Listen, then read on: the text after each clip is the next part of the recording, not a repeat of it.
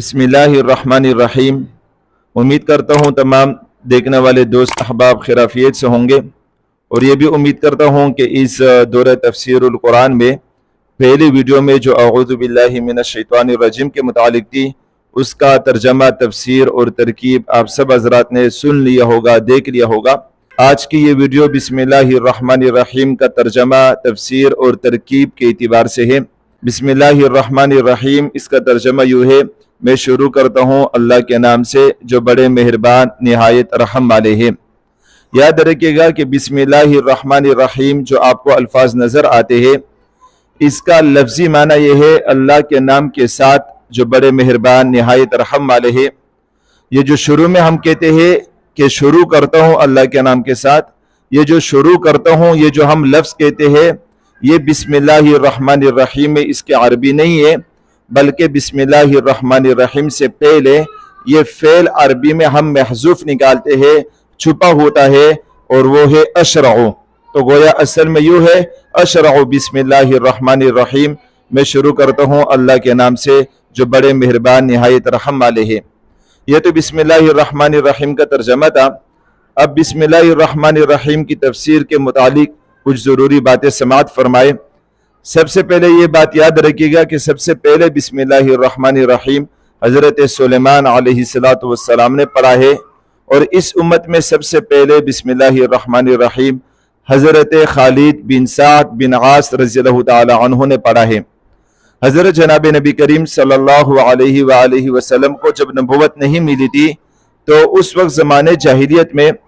कुफ़ार मक्का जितने भी काफिर थे वो सब के सब जब भी कोई काम शुरू करते थे तो उससे पहले बुत का नाम लेकर वो काम शुरू किया करते थे। जैसे बिस्मी बिउज़्ज़ती, बिस्मी बिल्लाती, उज़्ज़ा लात उनके बुत के नाम थे, उन बुतों के नाम लेकर काम शुरू किया करते थे। और हज़रत जनाब नबी करीम सल्लल्लाहु अलैहि वसल्लम उस वक्त जब आप सल्लल्लाहु अलैहि वसल्लम को नबुव्वत नहीं मिली थी उस वक्त भी आप सल्लल्लाहु अलैहि वसल्लम अल्लाह के नाम के साथ काम शुरू किया करते थे। और इस तरह आप सल्लल्लाहु अलैहि वसल्लम फरमाते थे बिस्मि अल्लाहुम्मा, अल्लाह के नाम से मैं शुरू करता हूँ या अल्लाह के नाम के साथ। जब आप सल्लल्लाहु अलैहि वसल्लम को नबुव्वत मिली तो हज़रत जिब्राईल अलैहिस्सलातु वस्सलाम ने पहली वही में आप सल्लल्लाहु अलैहि वसल्लम को बता दिया था इक़रा बिस्मि रब्बिकल्लज़ी खलक़, के पढ़िए उस रब के नाम से जिसने पैदा किया है। उस वक्त बिस्मिल्लाहिर्रहमानिर्रहीम आप सल्लल्लाहु अलैहि वसल्लम ने पढ़ लिया था और तमाम सहाबा कराम रज़ियल्लाहु ताला अन्हुम अजमईन भी जब भी कोई काम शुरू करते थे तो उससे पहले बिस्मिल्लाहिर्रहमानिर्रहीम पढ़ लिया करते थे। याद रखिएगा बहुत सारे हदीसों मुबारका में आप सल्लल्लाहु अलैहि वसल्लम ने ये इरशाद फरमाया है कि जब भी कोई काम करे उससे पहले लाजमी अल्लाह के नाम ले लिया करे, यानी बिस्मिल्लाहिर्रहमानिर्रहीम पढ़ लिया करे। अगर आप बिस्मिल्लाहिर्रहमानिर्रहीम पढ़कर कोई काम करेंगे, चाहे वो दुनियावी काम हो चाहे वो दीनी काम हो, तो उसमें अल्लाह ताला की तरफ से बरकत होती है। जैसे कि झाड़ू लगाना, दरवाज़ा बंद करना, लाइट खोलना, पंखा खोलना, लाइट बंद करना, पंखा बंद करना, गर्ज कोई भी काम हो, कुरान करीम की तिलावत करना, दीनी काम हो या दुनियावी काम हो, जो भी काम आप करें सुबह से शाम, शाम से सुबह, तो उससे पहले लाजमी बिस्मिल्लाहिर्रहमानिर्रहीम पढ़ लिया करें। अगर आप किसी काम के करने से पहले बिस्मिल्लाहिर्रहमानिर्रहीम पढ़ेंगे तो उसके 3 फवाइद होंगे। पहले फायदा ये होगा कि उस काम में बरकत होगी, अल्लाह ताला की तरफ से उसमें खास मदद शामिल हाल होगी। दूसरा फायदा ये होगा कि आपको बार बार अल्लाह ताला की याद आती रहेगी। जब भी कोई काम करेंगे उससे पहले बिस्मिल्लाहिर्रहमानिर्रहीम पढ़ेंगे तो आपके दिल की तवज्जो अल्लाह ताला की तरफ होगी, हमेशा अल्लाह ताला के जिक्र में होंगे आप। और तीसरा फायदा ये है कि जब भी आप बिस्मिल्लाहिर्रहमानिर्रहीम पढ़ेंगे किसी काम से पहले तो आपको ये महसूस होगा कि ये जो मैं काम कर रहा हूँ, ये दुनियावी असबाब जो मैं इख्तियार कर रहा हूँ, ये असबाब मुझे कुछ देने वाले नहीं है, ये असबाब कोई काम नहीं कर सकते हैं, बल्कि मैंने बिस्मिल्लाहिर्रहमानिर्रहीम पढ़ा, अल्लाह ताला की मदद शामिल हाल हुई तो अल्लाह ताला ने मेरा ये काम कर लिया, तो अल्लाह ताला पर आपका ये ईमान और यकीन मजबूत बनता जाएगा। तो लाजमी जब भी कोई काम शुरू करे उससे पहले लाजमी बिस्मिल्लाहिर्रहमानिर्रहीम पढ़ लिया करें। और ये भी याद रखिएगा कि बिस्मिल्लाहिर्रहमानिर्रहीम में 3 नाम अल्लाह ताला के जिक्र है।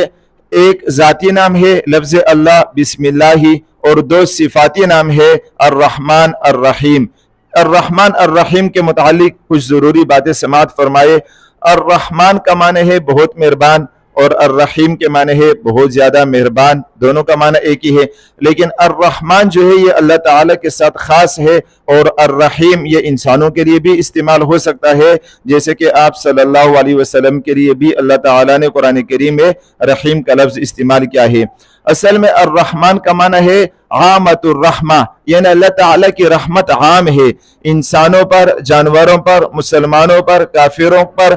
جتنے بھی مخلوقات زمین میں ہے، جتنے بھی مخلوقات جنگلوں میں ہے، جتنے بھی مخلوقات سمندر میں ہے، جتنے بھی مخلوقات فضا میں ہے، جتنی بھی مخلوقات آسمانوں میں ہے، تمام مخلوقات کو عام ہے اللہ تعالیٰ کی رحمت، اور یقیناً کوئی انسان ایسا نہیں کر سکتا کہ وہ اپنی رحمت بالکل عام کر دے، تمام مخلوقات کو پہنچ جائے، یہ صرف اللہ تعالیٰ کے ساتھ خاص ہے۔ تو لہٰذا رحمان جو ہے یہ خاص ہے اللہ تعالیٰ کے ساتھ، جس طرح لفظ اللہ کا تثنیہ اور جمع نہیں آ سکتا ہے، اسی طرح الرحمن کا بھی تثنیہ اور جمع نہیں آتا ہے۔ الرحیم یہ بندوں کے لیے بھی استعمال کر سکتے ہو، جیسے آپ صلی اللہ علیہ وسلم کے لیے بھی قرآن کریم میں استعمال کیا گیا ہے، کیونکہ الرحیم کا مطلب ہے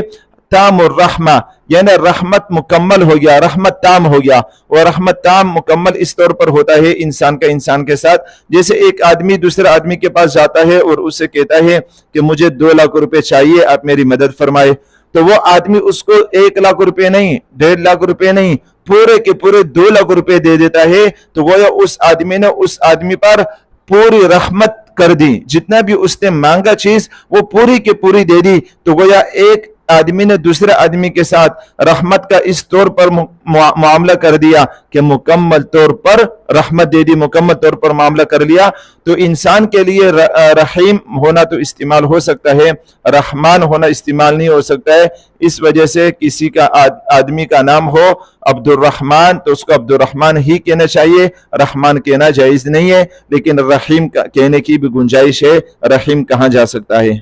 بسم اللہ الرحمن الرحیم سے متعلق آخری بات تفسیر کے متعلق یہ ہے کہ بسم اللہ الرحمن الرحیم قرآن کریم کی آیت ہے یا نہیں، تو دیکھیے گا اس بارے میں 4 مذاہب ہے، حضرت امام اعظم ابو حنیفہ رحمۃ اللہ کا، حضرت امام مالک رحمۃ اللہ، حضرت امام شافعی رحمۃ اللہ، حضرت امام احمد بن حنبل رحمۃ اللہ،